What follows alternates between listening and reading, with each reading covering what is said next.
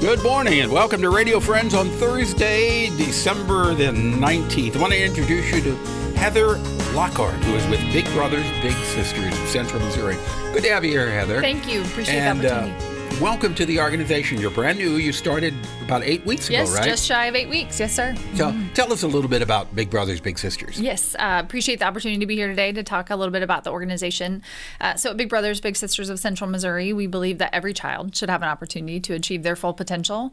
And we do that by helping to match children one-to-one with adult mentors to really ignite that power and that potential. So how do you go about deciding the adult that the child is going to fit with the best? Absolutely. That's a great question. I appreciate you asking.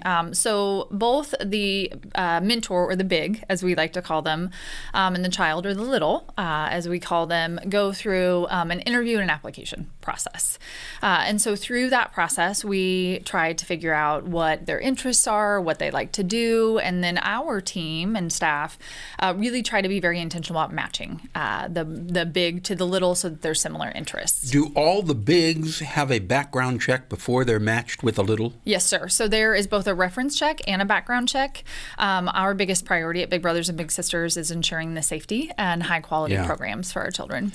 So you're always looking for volunteers. Absolutely. Both men and women, or yes, both. So actually, the need is great in Central Missouri. We have over 107 children that are waiting to be matched with a mentor. 107 kids. Yes, and that's just who we have enrolled. We know that the need is even far greater than so that. So if you're chosen as a mentor, what are you expected to do? Absolutely.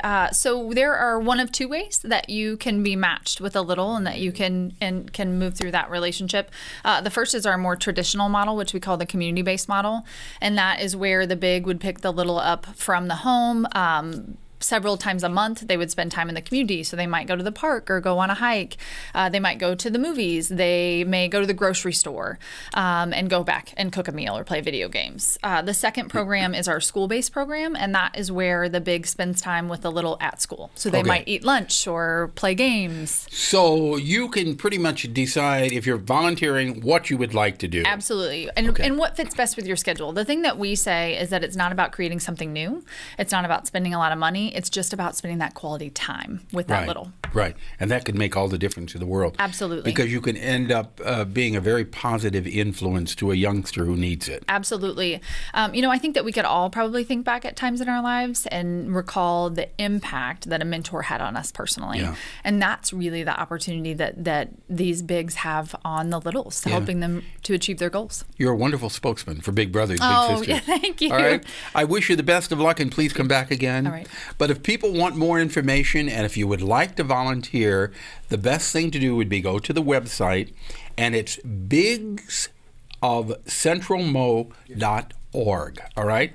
bigsofcentralmo.org, and all that information will be on the website. You can sign up to volunteer. And if you want to make a donation, you're always looking for donations too, right? Yes, sir. Okay. Or if you'd like to make a donation, you can do that on the website also.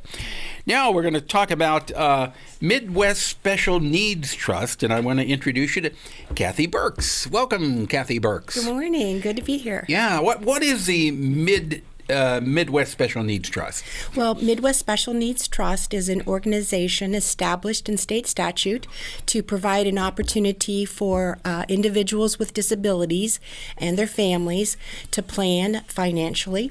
It's an opportunity to put money, assets, resources into a trust that will allow the individual with a disability to maintain their public benefit eligibility. Okay, I'm not following you on that. What do you mean? You put money into a trust so they can maintain their eligibility? So a lot of public benefit, Social Security, Medicaid program, they have an asset limit. So there's an asset resource test. Okay. So once you have passed that, and it doesn't take much sometimes to throw an individual out of their eligibility status, and oftentimes that means an individual with a disability is not going to receive the services they dramatically need. So what we try to do is we try to plan ahead with grandparents and with parents, and we think about establishing a trust. So what can happen is an individual can receive an inheritance, and it can mess up their public services, their public status. So that would go into a trust. And go into a trust. But are you telling me that someone special needs can use up all the Medicaid that they have coming to them? So yes, I mean sometimes. So again, let me give you a couple examples. We can have a 90-year-old woman in a nursing home receiving Medicaid services, and her brother dies and leaves her $10,000. That $10,000 is going to be spent down pretty fast, and she will have lost her status. She will have been removed. She'd have to reapply.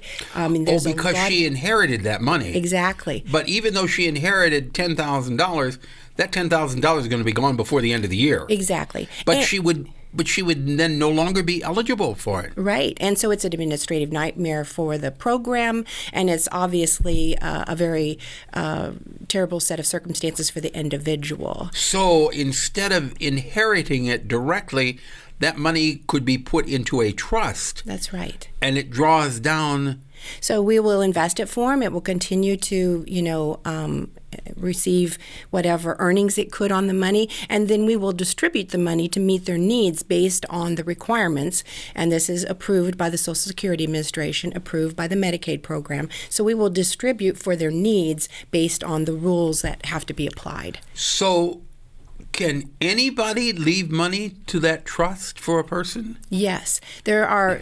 So the requirements are that the individual, it's for the benefit of an individual with a disability, and when grandparents plan ahead or parents plan ahead and it's their money and they're setting it aside for the individual with a disability, that can allow them to name remainder beneficiaries after it's met the needs of the individual with a disability.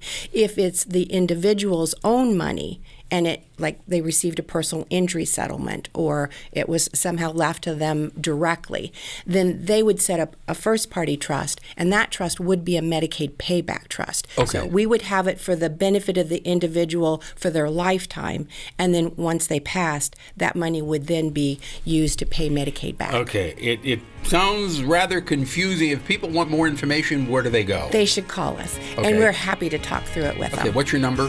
573-256-5055. Okay, and it is a Midwest Special Needs Trust. Correct. And they'll give you all the information you need. Thank you so much, Kathy, for coming by and explaining that to us. Thank you. Okay, we're out of time for today. Something you'd like to hear or see, I'd love to hear from you. pepperpmissouri.edu. Bye.